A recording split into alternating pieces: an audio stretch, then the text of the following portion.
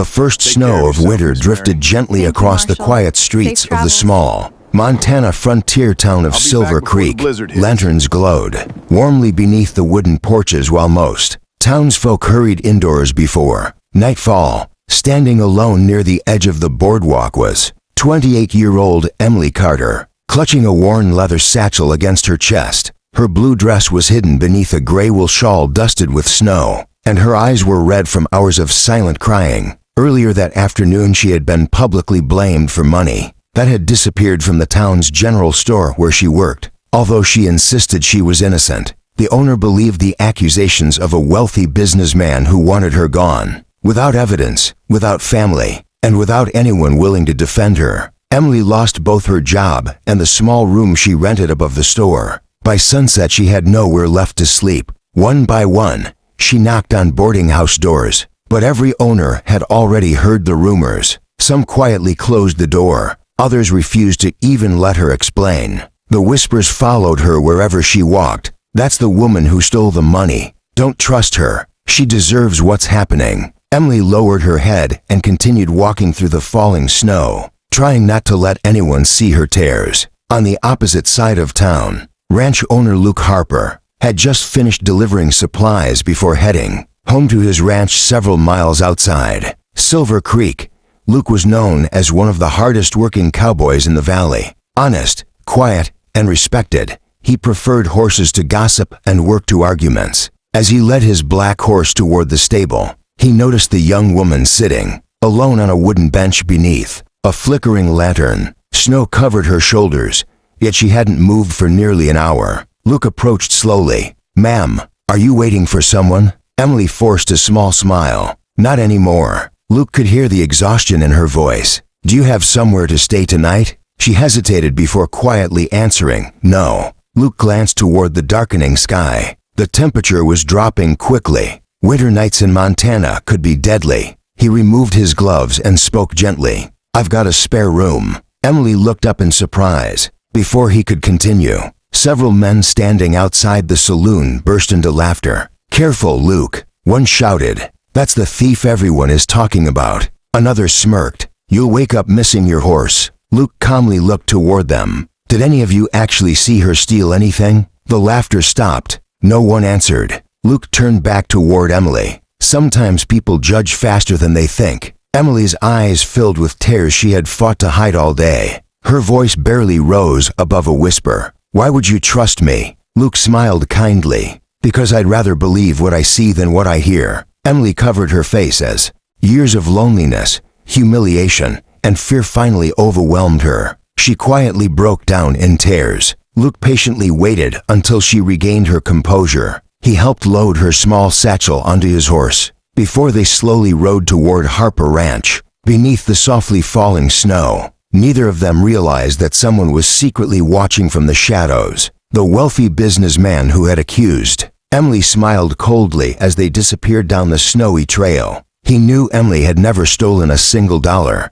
In fact, he himself had taken the missing money to hide evidence of his own crimes. And now that Luke Harper had offered her safety, both of them had unknowingly stepped directly into his dangerous plan. The snow continued falling through the night as Luke Harper's ranch house glowed warmly against the cold Montana wilderness. Inside, Emily Carter sat quietly near the stone fireplace, warming her hands around a cup of coffee. It was the first time in days she had felt safe. Luke never asked uncomfortable questions. He simply showed her the spare room, prepared a warm meal, and reminded her that she was welcome to stay as long as she needed. The kindness overwhelmed Emily. She had almost forgotten that good people still existed. The following morning, she insisted on helping around the ranch. She swept the porch, fed the chickens, prepared breakfast, and even helped repair broken tack in the barn. Luke noticed how naturally she worked. She never complained and treated every task with care. By the end of the week,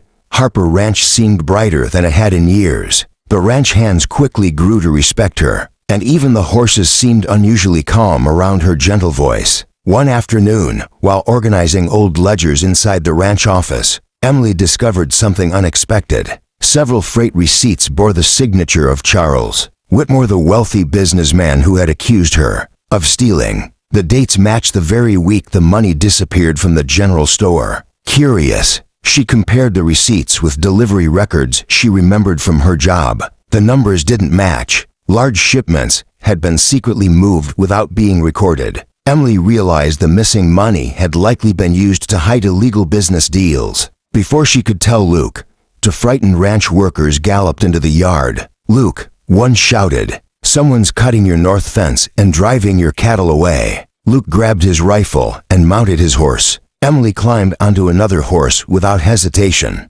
Together they raced across the snowy fields. As they reached the northern pasture, they found several masked riders forcing dozens of cattle toward the canyon. Luke recognized one of the horses. It belonged to Charles Whitmore's ranch foreman. "Stop them," Luke shouted. A thrilling chase followed across the snow-covered prairie. Emily noticed the thieves heading toward a frozen creek. Remembering the weak ice from previous winters, she quickly rode ahead and shouted to Luke, "Drive them left." Luke trusted her instantly. He circled the herd while Emily skillfully guided the frightened cattle away from the dangerous ice. The thieves, unable to stop in time, rode directly onto the frozen creek. The ice cracked beneath their horses, forcing them to surrender before they fell into the freezing water. Sheriff Mason and his deputies arrived moments later to arrest the entire gang. During questioning, one outlaw confessed everything. Charles Whitmore had stolen the store's money, blamed Emily to protect himself, and planned to steal Luke's cattle to recover his financial losses. The confession spread through Silver Creek within hours.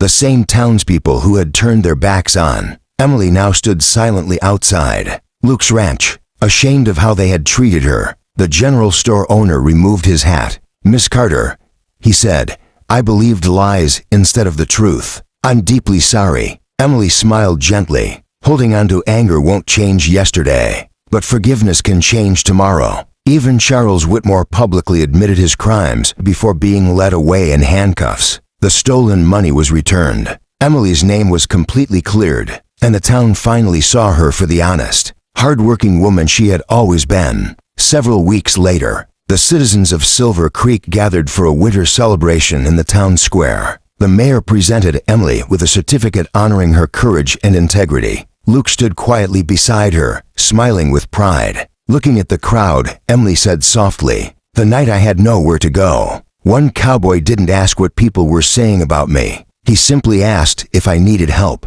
She turned toward Luke, her eyes shining with gratitude. "That simple act of kindness gave me my life back." Luke smiled warmly. "Sometimes all someone needs isn't a miracle ... just an open door." From that day forward, Emily made Harper Ranch her home. Together, she and Luke built not only a successful ranch, but also a place where anyone facing hardship would always find compassion instead of judgment. Around campfires across Montana, travelers began telling the story of the cowboy with the spare room and the woman who arrived with nothing except courage. It became a timeless reminder that the greatest strength isn't found in wealth or reputation. It is found in kindness, trust, and giving someone a second chance when the rest of the world has already walked away. Winter slowly gave way to spring, and the snow around Harper Ranch melted into clear streams that watered the green Montana meadows. Birds returned to the cottonwood trees, wildflowers bloomed across the hills, and the ranch seemed more alive than ever. Luke Harper stood on the porch one morning watching Emily Carter laugh with the ranch hands as they repaired a fence. It had been several months since the night he had offered her his spare room, yet it felt as though she had always belonged there. Emily had transformed the ranch in countless ways. She organized the ranch accounts, planted a thriving vegetable garden, cared for injured animals, and welcomed every traveler with kindness. The lonely ranch house that had once echoed with silence was now filled with warmth, laughter, and hope. Word spread quickly across Montana about Harper Ranch. Travelers often stopped there, not only because the horses were well cared for, but because they knew they would always receive a warm meal and a fair welcome. Ranchers from neighboring towns admired Luke's honesty and Emily's wisdom. One afternoon, the mayor of Silver Creek arrived with several townspeople. "We've come to ask your forgiveness," he said sincerely. Emily smiled gently. "I forgave everyone a long time ago." The mayor handed her a polished wooden plaque. It reads, "For courage, kindness, and integrity, It belongs to the woman who reminded this town never to judge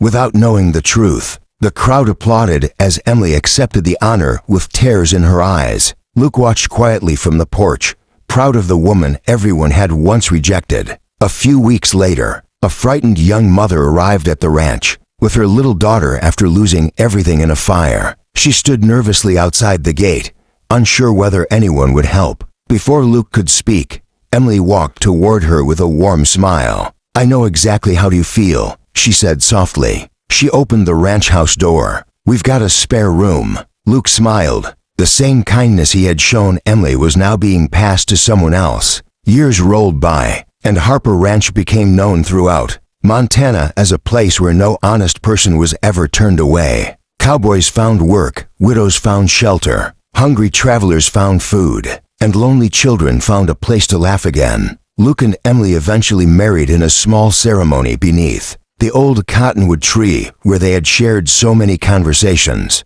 Friends from every corner of the territory gathered to celebrate. As the sun set over the mountains, Luke looked at Emily and smiled. "You know," he said, "the best decision I ever made wasn't buying this ranch." Emily laughed. "What was it?" Luke gently took her hand. "It was stopping to ask a stranger if she needed help." Emily's eyes filled with happy tears. "And the best thing that ever happened to me," she whispered, "was meeting the cowboy with the spare room." Their story became one of Montana's favorite frontier legends, a reminder that kindness can change a life, compassion can heal a broken heart, and one simple act of generosity can create a future more beautiful than anyone imagined. The end. If this story touched your heart, please support Midnight Tales by subscribing, liking this video, sharing it with your friends, and turning on the notification bell. Every subscription helps us bring more emotional Old West stories, filled with hope, courage, faith, and unforgettable adventures.